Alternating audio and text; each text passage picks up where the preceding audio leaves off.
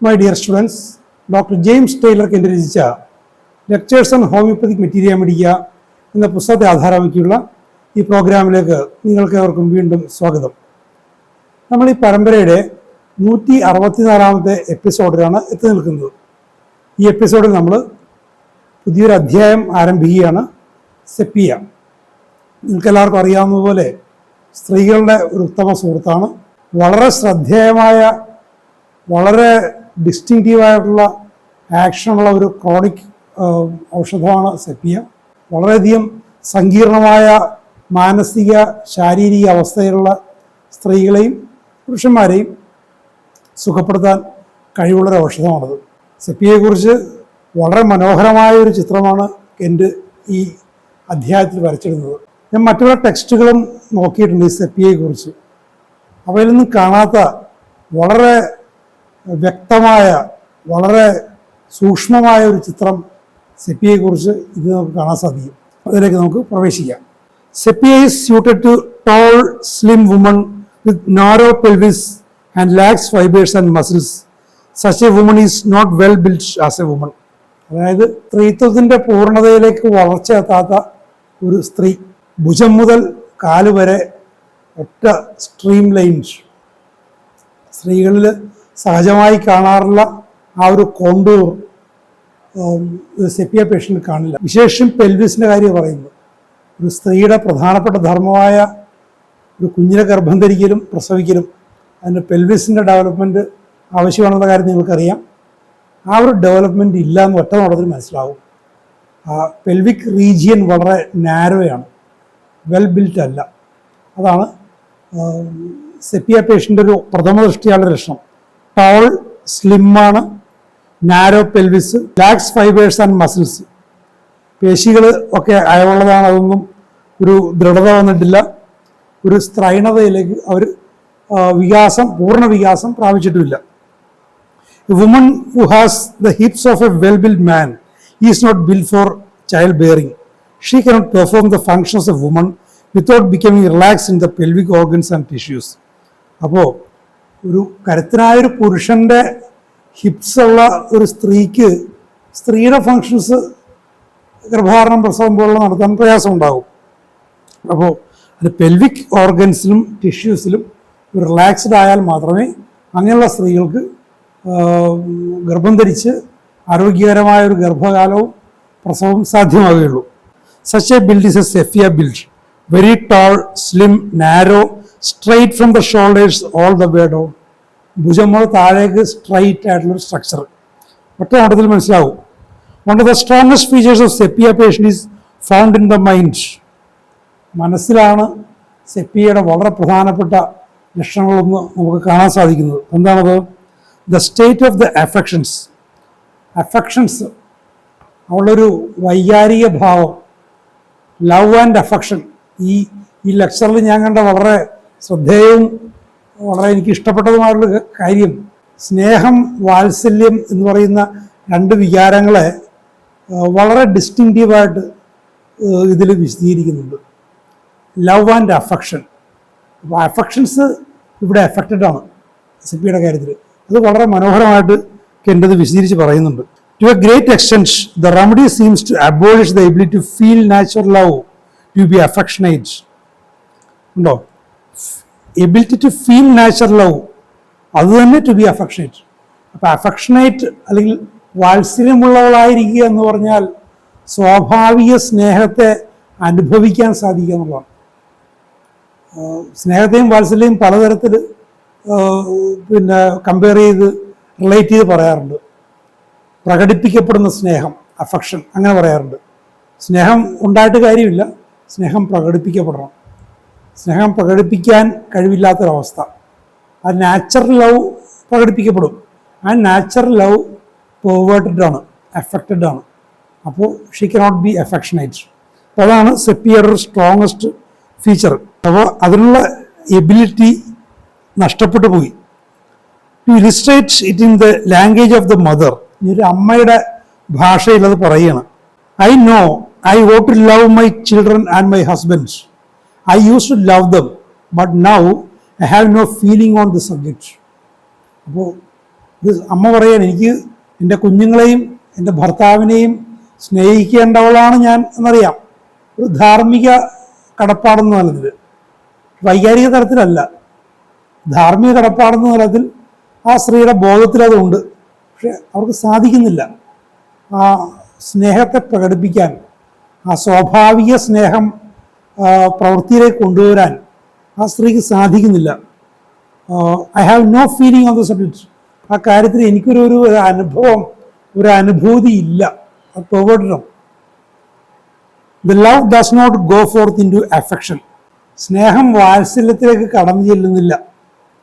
There is a lack of realization. സ്നേഹത്തിൻ്റെ സാക്ഷാത്കാരം അവിടെ സംഭവിക്കുന്നില്ല. Lack of realization. ഇതാ ഞാൻ പറഞ്ഞത്, സ്നേഹവും വാത്സല്യവും തമ്മിലുള്ള ബന്ധത്തെ കെൻഡ് പല പല തരങ്ങളിൽ ഇപ്പൊ തന്നെ കണ്ടില്ലേ, 2-3 തരത്തിൽ. There's a lack of realization of love, a lack of ability to register such affections. അത്തരം അഫെക്ഷൻസിനെ രജിസ്റ്റർ ചെയ്യാൻ, അതിനെ മുദ്ര ചെയ്യാൻ ഉള്ള കഴിവിൻ്റെ ഇല്ലായ്മ പല പല തരത്തിലത് പറയുകയാണ്. Love does not manifest itself. ഇനി മറ്റു തരത്തിൽ സ്നേഹം അത് അതിൻ്റെതായ രീതിയിൽ അത് മാനിഫെസ്റ്റ് ചെയ്യുന്നില്ല, പ്രകടീഭവിക്കപ്പെടുന്നില്ല. ഉണ്ടോ? സ്നേഹവും വാത്സല്യവും എത്ര തരത്തിലാണത് കെൻഡതിനെ ഇതിൽ വിരിച്ച് കാണിക്കുന്നത് നോക്കുക. upon reflection it will be seen that the love itself cannot be so changed. സ്നേഹത്തെക്കുറിച്ചുള്ള മറ്റൊരു കാഴ്ചപ്പാട്, ഒരു എന്താ പറയുക, ഒരു മനഃശാസ്ത്രപരമായ ഒരു വിലയിരുത്തലൊക്കെ എന്ത് പറയുന്നത്, love itself cannot be change. സ്നേഹം അത് അതിൻ്റെതായിട്ടുള്ളൊരു തനത് രീതിയിൽ അതിനെ മാറ്റാൻ പറ്റില്ല, സ്നേഹത്തെ മാറ്റാൻ പറ്റില്ല. അതൊരു സാർവലൗകിക വികാരമാണത്. പിന്നെ എന്താ മാറ്റാൻ പറ്റുന്നത്? But the affections can be. അഫെക്ഷൻസിനെ, സ്നേഹത്തിൻ്റെ പ്രകടനത്തെ, വാത്സല്യത്തെ മാറ്റാൻ പറ്റും. As they are the expression of the love. എന്തുകൊണ്ടാണ് മാറ്റാൻ പറ്റുന്നത്? സ്നേഹത്തിൻ്റെ പ്രകടനമായതുകൊണ്ട്. സ്നേഹമുണ്ട്, അത് cannot be altered, cannot be change. പക്ഷേ അതിൻ്റെ പ്രകടനത്തിൽ ഹിൻഡ്രൻസസ് കൊണ്ടുവരാൻ, പ്രകടനത്തിൽ ഓൾട്ടറേഷൻ കൊണ്ടുവരാൻ സാധിക്കും. അങ്ങനെ അഫക്ഷനേറ്റ് അല്ലാതാകാൻ സാധിക്കും. പക്ഷേ love will be there as a natural law, natural rule. Love will be there but not affectionate. ഇങ്ങനെ ഒരുപാട് ആളുകളെ നമുക്ക് നമ്മുടെ സമൂഹത്തിൽ നമ്മൾ കണ്ണു തുറന്ന് നോക്കിയാൽ കാണാൻ സാധിക്കും. ഞാൻ തുടർന്ന് വരുമ്പോൾ ഡോക്ടർ ജൻബാബുവിൻ്റെ, ഞങ്ങളുടെ പ്രിയപ്പെട്ട ബാബുചേട്ടൻ്റെ ഒരു അനുഭവം ഞാൻ പറയാം. It is a striking feature of this remedy that the affections are stilled. ഉണ്ടോ? ഇതിൻ്റെ ഈ സെപ്പിയയുടെ ഏറ്റവും സ്ട്രൈക്കിംഗ് ആയിട്ടുള്ള സ്വഭാവങ്ങളിലൊന്നാണ് അഫെക്ഷൻസ് സ്റ്റിൽഡ്. ഈ ആ ഒരു മൃദുലമായ സ്നേഹം, സ്നേഹത്തിൻ്റെ പ്രകടനം, വാത്സല്യം അത് മരവിച്ചു പോയി, സ്റ്റില്ലായിപ്പോയി, നിശ്ചലമായിപ്പോയി, മരവിച്ചു പോയി. All things seem strange. എല്ലാം വളരെ അപരിചിതവും വിചിത്രവും ഒക്കെ ആയിട്ട് തോന്നുന്നു ഒരു sepia patient. She does not realise she may even be estranged and turned aside from those she loves. സ്ത്രീയുടെ തനതായ അവസ്ഥയെ തിരിച്ചറിയാൻ പറ്റുന്നില്ല. She cannot realise even estranged and turned aside from those she loves. അവളെ സ്നേഹിക്കുന്നവർ, അവളുടെ കുട്ടികളെ, ഏറ്റവും അധികം സ്നേഹിക്കുന്ന കുട്ടികളെയാണ്, സ്വന്തം ഉദരത്തിൽ ഉരുവായ കുട്ടികളെ. അത് കഴിഞ്ഞ് ഭർത്താവ് മറ്റുമൊക്കെ വരുന്നുള്ളൂ. കുട്ടികളെപ്പോലും സ്നേഹിക്കുന്നതിന് എസ്ട്രേഞ്ച്, അതിൽ നിന്ന് ബലമായി പിടിച്ചു മാറ്റപ്പെട്ടു. അതാണ് ഒരു സെപ്പിയ പേഷ്യൻ്റെ ഒരു അവസ്ഥ. This is on the border land of insanity. ഇത് മറ്റൊരു കാഴ്ചപ്പാട്. ഇത് മനോവിഭ്രാന്തിയുടെ, മനോവൈകല്യത്തിൻ്റെ ഒരു അതിർവരമ്പാണ്. അവരെ ഒരു തരത്തിൽ സാമൂഹികമായിട്ട് നമ്മൾ സമൂഹത്തിൽ അവരുടെ പെരുമാറ്റം നോക്കി കഴിഞ്ഞാൽ അവർ നോർമലാണ്. പക്ഷെ അവരുടെ പ്രൈവറ്റ് സ്പേസസിൽ, കുടുംബത്തിൽ അവരുടെ പെരുമാറ്റം നോക്കി കഴിഞ്ഞാൽ അവർ ഇൻസൈൻ ആണെന്ന് പറയും. അവരുടെ ഏറ്റവും അടുപ്പമുള്ളവർ പറയും ഷീസ് ഇൻസൈൻ. പക്ഷെ പുറമേ നോക്കുമ്പോൾ അല്ല. കാരണം അവരെ ബോർഡർ ലൈനാണ്. അതാണ് പറയുന്നത്. ഞാൻ പല സെപ്പിയ പേഷ്യൻറ്റിനെ ഞാൻ നിരീക്ഷിച്ചിട്ടുണ്ട്. ഒരു സ്ത്രീ ഇപ്പോഴും നമ്മുടെ ഒബ്സർവേഷനാണ്, നമുക്കത് ഡീൽ ചെയ്യാൻ പറ്റില്ല. ഒരു തരത്തിലും അവരെ ഒരു മരുന്ന് കൊടുക്കാൻ ശ്രമിച്ചു നോക്കി. എൻ്റെ സുഹൃത്തുക്കളെ, ഡോക്ടേഴ്സിനെ ഞാൻ അറേഞ്ച് ചെയ്തു. പക്ഷെ ഭർത്താവൊക്കെ അതിന് വില്ലിങ് അല്ല. അവിടെ ഞാൻ പലപ്പോഴും നിരീക്ഷിക്കുന്നുണ്ട്, അവർ ഈ ഒരു ബോർഡർ ലൈനിലാണ്. കുടുംബമായിട്ട് അടുപ്പമുള്ളവർ പറയും അവർക്ക് വട്ടാണെന്ന് പറയും. പക്ഷെ പുറമേ നോക്കുമ്പോൾ അവർ അധ്യാപികയാണ്, അത് നോക്കുമ്പോൾ അവർ സാധാരണ വ്യക്തിയാണ്. അതാണ് ഈ ബോർഡർ ലൈൻ നിൽക്കുക എന്ന് പറയുന്നത്. It is quite a different state of affairs from that when a woman abused by her husband knows in her rational mind that she does not love him. അപ്പോൾ ഇതിന് മറ്റൊരവസ്ഥ, അത് വളരെ ശ്രദ്ധിക്കേണ്ട കാര്യമാണ്. It's a quite different state of affairs. ഇത് sepia indicate ചെയ്യുന്ന മറ്റൊരവസ്ഥ പറയുന്നത്. മറ്റൊരവസ്ഥ എന്താണ്? A woman abused by her husband. ഒരു സ്ത്രീ ഭർത്താവിനാൽ അബ്യൂസ് ചെയ്യപ്പെട്ടു. ഇപ്പോൾ ഈ അടുത്ത കാലത്താണ് ചർച്ചയിലേക്ക് വരുന്നത് മാരിറ്റൽ റേപ്പ് എന്ന് പറയുന്ന പ്രയോഗം ഒരു ലീഗൽ ടൈമായിട്ട് അടുത്ത കാലത്ത് വരുന്നുണ്ട്. വിവാഹബന്ധങ്ങളിലുള്ള ബലാത്സംഗം, സ്ത്രീയുടെ അനുവാദമില്ലാതെ അല്ലെ സ്ത്രീയുടെ ഭാര്യയുടെ താല്പര്യങ്ങൾ പരിഗണിക്കാതെ ബലമായിട്ട് ഭർത്താവ് ഇന്റർകോഴ്സിൽ ഏർപ്പെടുന്ന അവസ്ഥ, അതൊരു അബ്യൂസാണ്. കെൻ്റത് 1.5 നൂറ്റാണ്ട് മുമ്പ് കെൻ്റത് പറഞ്ഞിട്ടുണ്ട് അബ്യൂസ്. അതൊന്നും ലീഗലി അങ്ങനെ ഇല്ലായിരുന്നു. പക്ഷെ ഇന്നിപ്പോൾ ഉണ്ടത്. അങ്ങനെ അബ്യൂസ് ചെയ്യപ്പെട്ടൊരു സ്ത്രീ, ആ സ്ത്രീയുടെ റാഷണൽ മൈൻഡിൽ അവരുടെ സ്വാഭാവിക യുക്തിപരമായ മനസ്സിൽ ആ സ്ത്രീ തിരിച്ചറിയും she does not love him, താൻ അയാളെ സ്നേഹിക്കുന്നില്ല. ഇത് മറ്റൊരവസ്ഥയാണ്. സെപ്പിയയുടെ നേരത്തെ പറഞ്ഞ വേറൊരവസ്ഥ. അപ്പോൾ അബ്യൂസ് കൊണ്ടും അങ്ങനെ വരാം. This state is brought out in A woman during confinement. ഗർഭാവസ്ഥയിൽ ഈ ഒരു അവസ്ഥ വരാം. After uterine and other haemorrhages, uterine haemorrhage കൊണ്ടും മറ്റ് ഹെമറേജസ് കൊണ്ടും വരാം. ആഫ്റ്റർ പ്രൊലോങ്ഡ് ഇൻഡൈജഷൻ, നീണ്ടു നിൽക്കുന്ന ദഹനകേടിൻ്റെ അവസ്ഥ കൊണ്ട് വരാം. High living with disturbance in the circulation. High living, ഒരു എന്താ പറയുക, അബ്യൂസ്ഡ് ലിവിങ്, ലഹരി പദാർത്ഥങ്ങളും ദഹിക്കാത്ത തരത്തിലുള്ള റിച്ച് ഫുഡ്സും ഒക്കെ ഉപയോഗിച്ചുകൊണ്ടുള്ള ഒരു ജീവിത രീതിയിൽ നിന്ന് വരാം. Enfeeblement of body and mind, ശരീരവും മനസ്സും ക്ഷീണിതമാകുന്നുകൊണ്ട് വരാം. ഇത് seldom manifest in a man. പുരുഷനിൽ ഇത് വളരെ ചുരുക്കമായിട്ടേ ഇത് പ്രകടിപ്പിക്കപ്പെടുള്ളൂ. But it is a striking feature in the woman. സ്ത്രീയിൽ ഇത് വളരെ ശ്രദ്ധേയമായ ഒരു അവസ്ഥയാണ്. It often comes on when nursing a child. ഒരു കുട്ടിക്ക് മുലയൂട്ടുമ്പോൾ ഇത് വരാം. From nursing an over vigorous child or twins. വളരെയധികം അമ്മയുടെ പാല് വല്ലാതെ വലിച്ചു കുടിക്കുന്ന ഒരു കുട്ടി, അല്ലെങ്കിൽ ഇരട്ടക്കുട്ടികൾ. സ്ത്രീ എൻഫീബിൾഡ് ആകുന്നു, നേരത്തെ പറഞ്ഞ ശോഷിച്ചു പോകുന്നു, ഓജക്ഷയം സംഭവിക്കുന്നു. Require much lacteal fluid and drag her down. ഒരുപാട് ലാക്റ്റിയൽ ഫ്ലൂയിഡ് അറിയാം, നിങ്ങൾക്കറിയാം, മുലപ്പാൽ ധാരാളം ആവശ്യം വരും. അപ്പോൾ ഈ സ്ത്രീയിൽ നിന്ന് വലിച്ചെടുത്ത് അവർ ശോഷിച്ചു പോകും. നേരത്തെ പറയും എൻഫീബിൾമെന്റ് വരും. അങ്ങനെയും സെപ്പിയയുടെ മാനിഫെസ്റ്റേഷൻ പല വഴികളാണ്. Excessive sexual excitement and over intelligence brings on coldness and she becomes a cold woman. ഇനി മറ്റൊരു വഴി, നേരത്തെ പറഞ്ഞതിൻ്റെ മറ്റൊരു രീതിയാണ് മാരിറ്റൽ റേപ്പ് എന്ന് പറഞ്ഞ പോലെ. ഈ ഭർത്താവിൻ്റെ അനിയന്ത്രിതമായിട്ടുള്ള പക്വതയില്ലാത്ത ഉത്തേജിതാവസ്ഥ, അത് പലപ്പോഴും ആദ്യ സംയോഗത്തിൽ തന്നെ ആ ഒരു പക്വതയില്ലായ്മയും നിയന്ത്രണമില്ലായ്മയും കാണിക്കും. അത് സ്ത്രീയിലൊരു ഷോക്ക് ഉണ്ടാക്കും. ആ ഷോക്ക് കൊണ്ട് വരാം. ഓവർ ഇൻ്റലിജൻസ്, അമിതമായ ലൈംഗികത, ഭർത്താവിൻ്റെ പാർട്ട്ണറുടെ താല്പര്യങ്ങളെയും വൈകാരികാവസ്ഥയും മാനസികാവസ്ഥയും പരിഗണിക്കാതെയുള്ള ഭർത്താക്കന്മാരുടെ അല്ലെങ്കിൽ പാർട്ട്നേഴ്സിൻ്റെ മെയിൽ പാർട്ട്നേഴ്സിൻ്റെ പെരുമാറ്റം. ഇതുകൊണ്ട് എന്തുണ്ടാവും? ഒരു കോൾഡ്നെസ്, ഒരു സെക്ഷൽ കോൾഡ്നെസ്, ലൈംഗിക മരവിപ്പ് സ്ത്രീയിലുണ്ടാവും. And she becomes a cold woman. ഒരു മരവിപ്പുള്ള സ്ത്രീയായിട്ട് മാറും. സെപ്പിയുടെ കണ്ടീഷൻസാണ്. അപ്പോൾ ഞാൻ നേരത്തെ പറഞ്ഞ ബാബുചേട്ടൻ്റെ അനുഭവവും ഞാനിപ്പോൾ നിരീക്ഷിക്കുന്ന സ്ത്രീയും ഈ കാര്യങ്ങളൊക്കെ മാനിഫെസ്റ്റ് ചെയ്യുന്നവരാണ്. ബാബുചേട്ടൻ അദ്ദേഹത്തിൻ്റെ യൗവനത്തിൽ തന്നെ കോട്ടയിലോ മറ്റോ ഡിഫൻസിൻ്റെ ഓഡിറ്റ് ഡിപ്പാർട്ട്മെൻറ്റിൽ, അന്ന് ക്ലർക്കാണ്, പിന്നെ അന്ന് ഓഫീസറായിട്ടില്ല, ജോലി ചെയ്യുമ്പോഴാണ് ഹോമിയോപ്പതി പരിചയപ്പെട്ട് തുടങ്ങുന്നത്.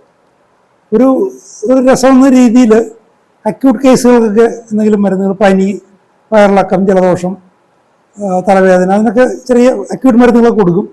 ഞാൻ നേരത്തെ ഒരിക്കൽ സൂചിപ്പിച്ച പോലെ ഹാങ് ഓവർ, ഇത് മിലിറ്ററി ക്യാമ്പസ് ആണല്ലോ, മിലിറ്ററി കോട്ട മദ്യം കിട്ടും, മദ്യപാനം ഒരു പതിവാണ്. അപ്പോൾ ഓഫീസിൽ വരുമ്പോൾ ഈ ഹാങ് ഓവറുമായിട്ട് വരും. അപ്പോൾ നേരത്തെ പറഞ്ഞ പോലെ നക്സ് കൊടുക്കും. അങ്ങനെയൊക്കെ അല്ലാതെ ഒരു ക്രോണിക് കേസ് എടുത്തിട്ടില്ല. അങ്ങനെ ഇരിക്കുമ്പോഴാണ് ഒരു സാഹചര്യം വരുന്നത്. അദ്ദേഹത്തിൻ്റെ ഓഫീസിലൊരു മീനിയൽ സ്റ്റാഫ്, ഒരു വിദൂരമായ ഗ്രാമത്തിൽ ജീവിക്കുന്ന ആളാണ് അദ്ദേഹം. വിവാഹം കഴിച്ചു. ഭാര്യ ഗ്രാമത്തിൽ തന്നെ ആയിരുന്നു. ഇവിടെ വന്ന് ക്വാർട്ടറിൽ താമസിച്ച് ജോലി ചെയ്തുകൊണ്ടിരിക്കുകയാണ്. കുട്ടിയായ ഇവരൊക്കെ പറഞ്ഞു എൻ്റെ സ്വീറ്റ്സ് കൊടുക്കുകയും മറ്റുമൊക്കെ ചെയ്തു. കുട്ടിക്കൊരു 3 മാസമായപ്പോൾ അമ്മയും കുട്ടിയെയും കൂടി ഇയാൾ ഇങ്ങോട്ട് കൊണ്ടുവന്നു. ഇവിടെ ക്വാർട്ടേഴ്സിലേക്ക് വന്നു. അയാൾക്കൊരു ഓരോ സ്റ്റാഫിൻ്റെ ഒരു ബാബുചേട്ടൻ താമസിക്കുന്നതിന് കുറച്ച് മാറിയിട്ടൊരു ക്വാർട്ടർ കിട്ടി അവിടെ താമസിക്കുക. ബാബുചേട്ടൻ എല്ലാത്തരം ജോലിക്കാരെയും അവരുടെ സാമൂഹ്യ പദവിയോ തൊഴിൽ പദവിയോ നോക്കാതെ തുല്യത രീതിയിൽ ഇടപെടുന്ന ഒരാളാണ്.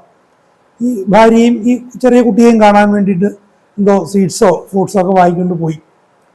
ചെന്ന് കഴിഞ്ഞപ്പോൾ ദൂരെ നിന്ന് തന്നെ ഈ കുട്ടിയുടെ കരച്ചിൽ കേൾക്കാം, വല്ലാതെ കരച്ചിൽ കേൾക്കാം. മുമ്പ് ചെന്ന് കഴിഞ്ഞപ്പോൾ ഈ സ്ത്രീ അവിടെ ഇങ്ങനെ വെറുതെ ഇരിക്കുന്നുണ്ട്, വളരെ ഇൻഡിഫറൻ്റ് ആയിട്ട്. അപ്പോൾ ചെന്ന് ഭർത്താവിനെ ചോദിച്ചു കഴിഞ്ഞപ്പോൾ അതൊന്നും മിണ്ടിയില്ല.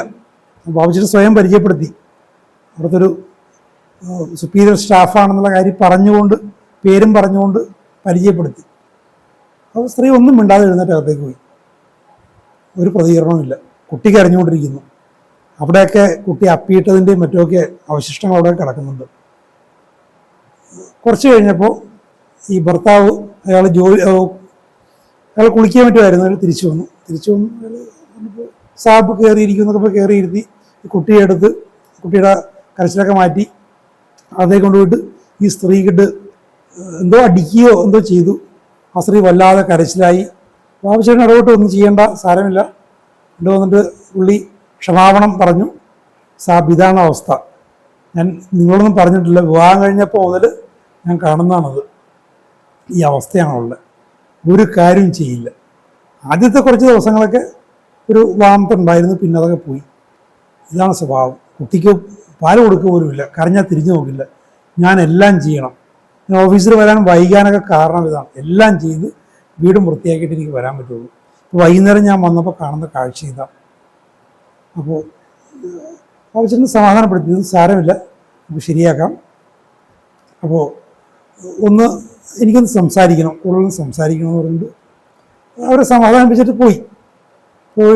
കുറച്ച് കഴിഞ്ഞപ്പോൾ ഇയാൾ പണിയൊക്കെ ചെയ്ത് കഴിഞ്ഞിട്ട് ബാബുചേട്ടൻ്റെ ക്വാർട്ടറിൽ ചെന്നു. ബാബുചേട്ടൻ അപ്പോൾ വളരെ ഫ്രാങ്കായിട്ട് സംസാരിച്ചു. ബാബുചേട്ടൻ്റെ കേസ് ടേക്കിങ് പിൽക്കാലത്ത് എനിക്ക് മനസ്സിലായത് ഈ കൺഫെഷൻ എന്നൊക്കെ പറയില്ലേ, ക്രിസ്ത്യൻ ചർച്ചിലുള്ള കൺഫെഷൻസ്, ഒരു ട്രൂ കൺഫെഷൻ ഞാൻ കണ്ടിട്ടുള്ള ബാബുചേട്ടൻ്റെ കേസ് ടേക്കിങ്ങിലാണ്. വളരെ സ്വാഭാവികമായ, വളരെ നാച്ചുറലുള്ള സംസാരത്തിൽ എല്ലാം തുറന്നു പറയും. ഈ പേഷ്യൻസ് എല്ലാം തുറന്നു പറയും. ഒരു കേസ് ടേക്കിങ്ങാണ് തോന്നുന്നില്ല. അങ്ങനെ അയാളുടെ അവസ്ഥകളൊക്കെ പറഞ്ഞു. ഈ പറയുന്ന അയാളുടെ ഒരു സെക്ഷൽ ക്രേവിങ് അയാൾക്കുണ്ടായിരുന്നു. അയാളത് കാണിച്ചു. ആ സ്ത്രീയിൽ അതിൻ്റെ ഒരു പ്രത്യാഘാതം ഉണ്ടാകുകയും ചെയ്തു. ആ സ്ത്രീ ഒരുപക്ഷെ ആ ഒരു നേച്ചറുള്ളവരായിരിക്കാം. ഈ പറഞ്ഞ പോലെ നേച്ചറൊക്കെ ചോദിച്ചു കഴിഞ്ഞപ്പോഴേക്കും വല്ലാതെ ശോഷിച്ചു. അയാൾ പറഞ്ഞൊരു പെണ്ണാണെന്ന് തന്നെ തോന്നില്ലായിരുന്നു.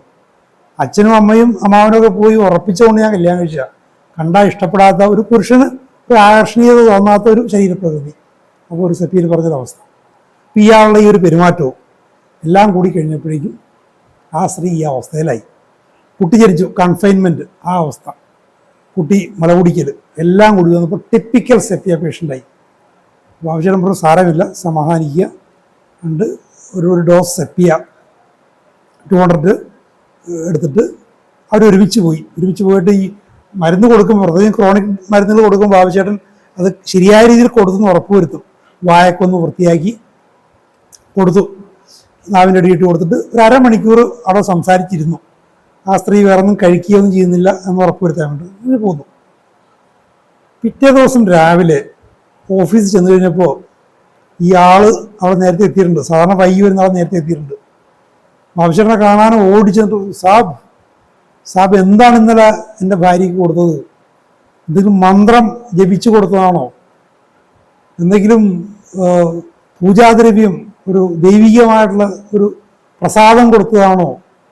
ഞങ്ങൾക്കറിയാം, ഒരു 4 കുഞ്ഞ് ഗുളിക കൊടുത്താലും കണ്ടതാണ്. എന്താണത്? എനിക്ക് എന്ത് സംഭവിച്ചു? അത് കൊടുത്തു, കിടന്നുറങ്ങി. രാവിലെ ഞാൻ എഴുന്നേറ്റപ്പോഴേക്കും അവൾ ചായ ഉണ്ടാക്കി വെച്ചിരിക്കുന്നു. കുട്ടിയെ എടുത്ത് കുട്ടിക്ക് മല കൊടുത്തിട്ടുണ്ട്. കുട്ടി കിടന്നുറങ്ങുന്നു. സാധാരണ കുട്ടിയുടെ കരച്ചിൽ കേട്ട് അസഹനീയതുകൊണ്ട് ഞങ്ങൾ എഴുന്നേക്കുന്നത്. വീട് വൃത്തിയാക്കിയിട്ടുണ്ട്. അവൾ സംസാരിക്കുന്നത് എന്നോട്.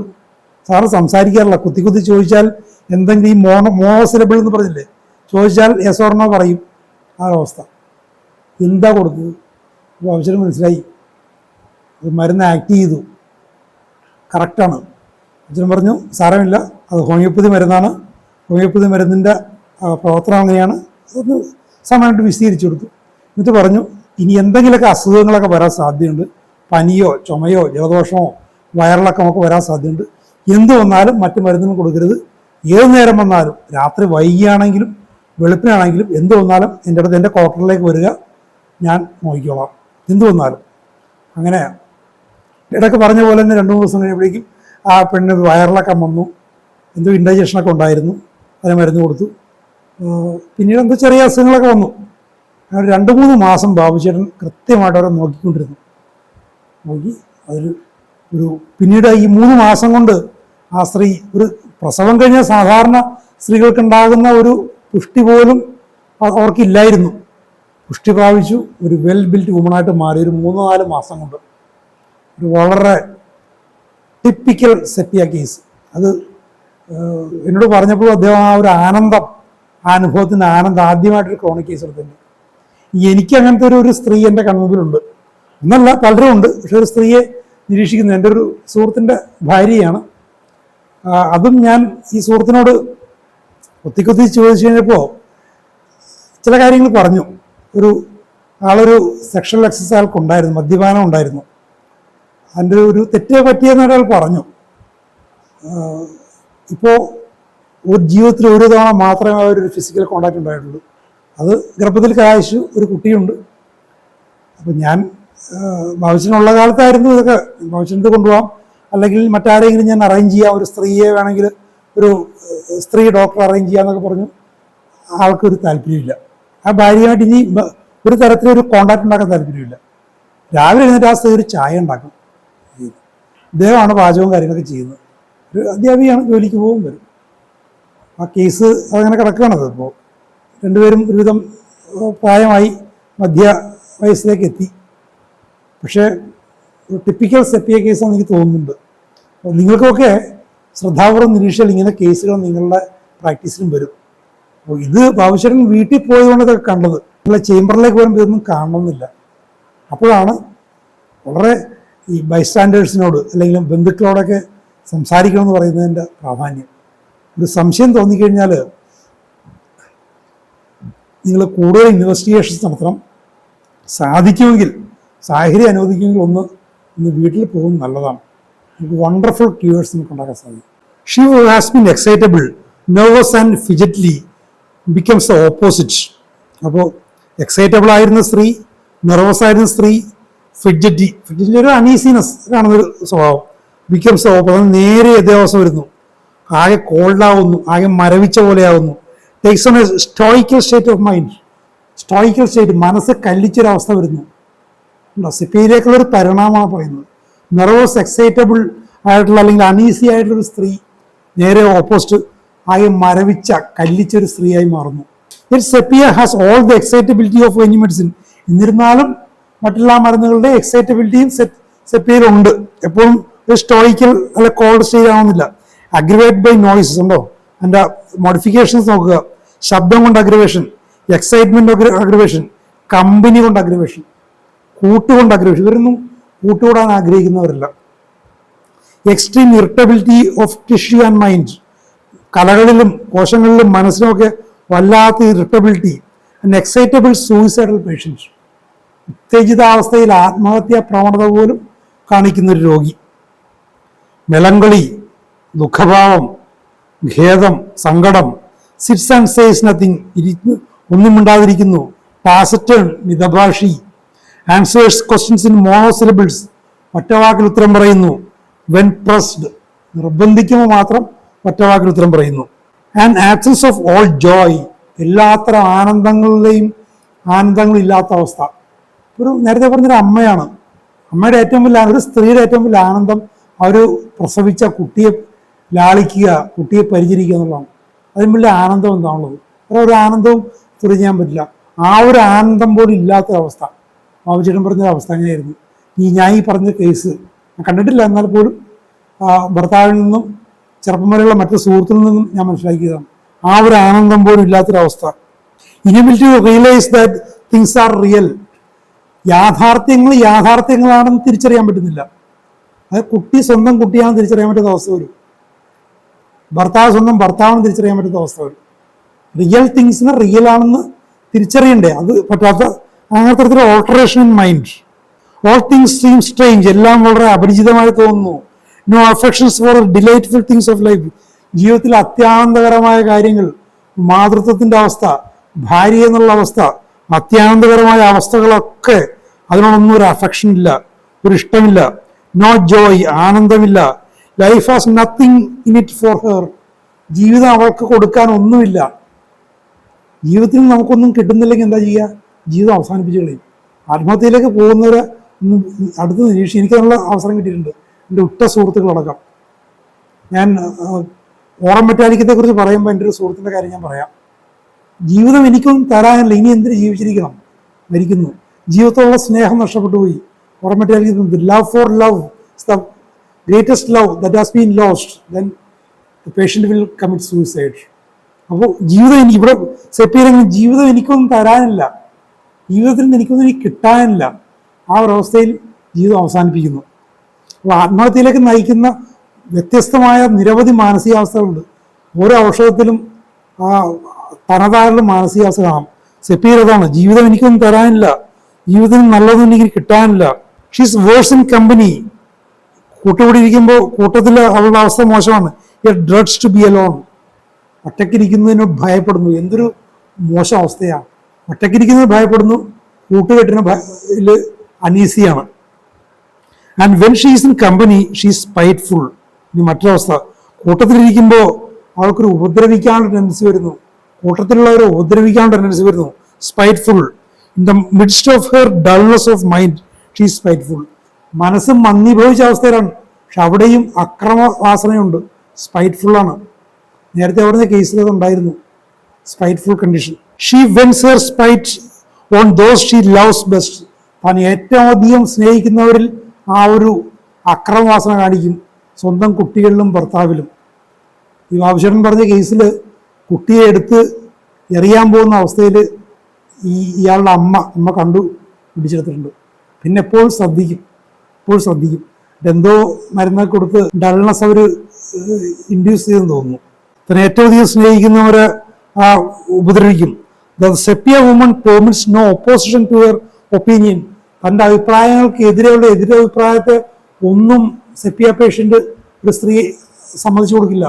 ഒരുവിധ എതിരഭിപ്രായങ്ങളെയും അനുവദിക്കില്ല.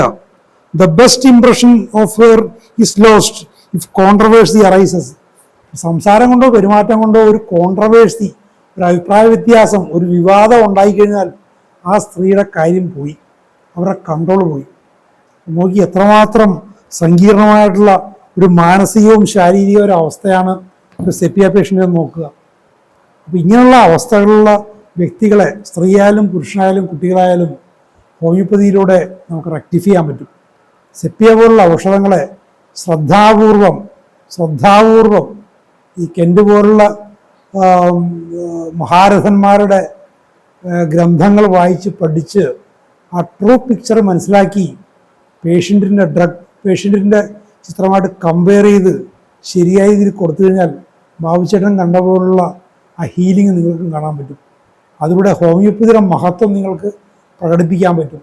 അതിലൂടെ നമ്മുടെ മാസ്റ്റർ ഡോക്ടർ സാമുൽ ഹനിയാൻ പറഞ്ഞ ഒരു attain the higher purpose of life, ജീവിതത്തിൻ്റെ ഉന്നതാദർശങ്ങൾ കയ്യെത്തിപ്പിടിക്കാൻ മാനവരാശിയെ പ്രാപ്തമാക്കുക എന്നുള്ള പറയുന്ന ഹോമിയോപ്പതിയുടെ ഏറ്റവും ഉദാത്തമായിട്ടുള്ള ആ ഒരു ലക്ഷ്യം കൈവരിക്കാൻ സാധിക്കും. അതിൽ നിങ്ങൾക്കും നിങ്ങളുടേതായുള്ള പങ്കുവഹിക്കാൻ പറ്റും.